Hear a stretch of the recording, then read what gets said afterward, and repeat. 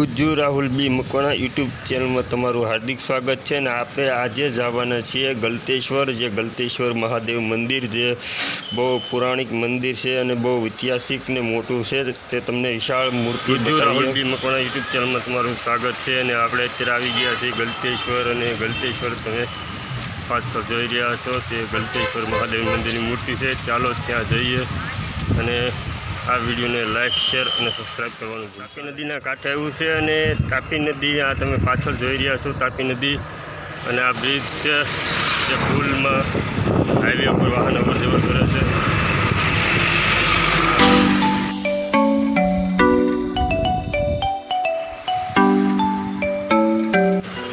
તાપી નદીના તટે આવેલું ગલતેશ્વર મહાદેવ મંદિર જે વિશાળ મૂર્તિ ધરાવે છે, અને ત્યાં ખૂબ જ લોકો આવે છે, અને સુરતના લોકો ખૂબ જ આવી ગયા છે અને ઘણા લોકો આવે છે. તો જોતા રહો અમારો વિડીયો લાસ્ટ તક.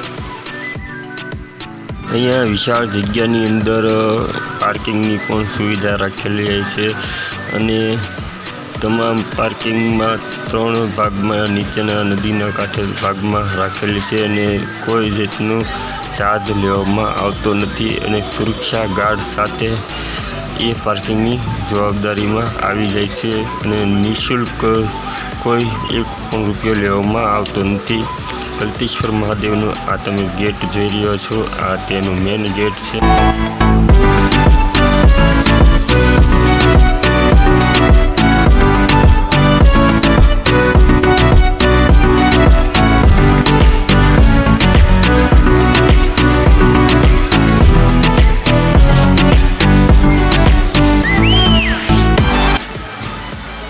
ગલતેશ્વર મહાદેવ મંદિરનું નિર્માણ ગામજનો અને હરિભક્તોના દ્વારા ભંડોળમાંથી ઊભું કરવામાં આવેલું છે, અને એ મહાદેવની શિવલિંગ ત્યાં પણ આવેલી છે, અને મહાદેવની મોટી મૂર્તિ જે 66 ફૂટની આવેલી છે.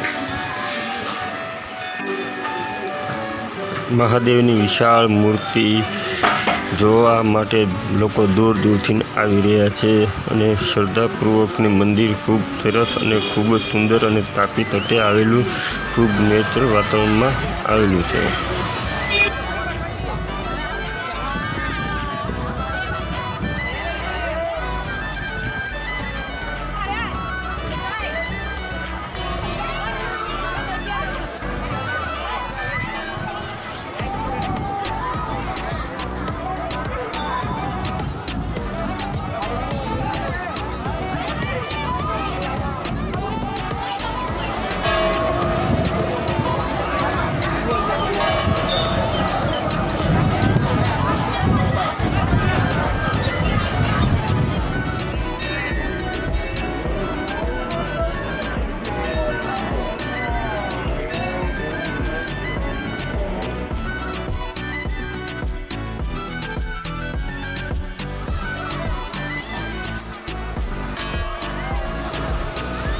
મંદિરની એક્ઝેક્ટ બાજુની અંદર જ આવેલું એક સ્વિમિંગ પુલ આવેલું છે, જે તાપી તટે એટલે કે તાપી કિનારે ખૂબ જ સરસ મજાની તે જગ્યા તમે જોઈ રહ્યા છો વિડીયોમાં. તે નાવાની બાથ બનાવેલું આવેલું છે. તેમની ફી 50 રૂપિયા 1 જણાની રાખવામાં આવી છે, અને ખૂબ જ લોકો તેમની ખૂબ જ મન મૂકીને મજા માણી રહ્યા છે. ચાલો તમને પણ દેખાડીએ અને આપણે પણ એમની નિહાળીને મજા માણીએ. તો ચાલો જોઈએ.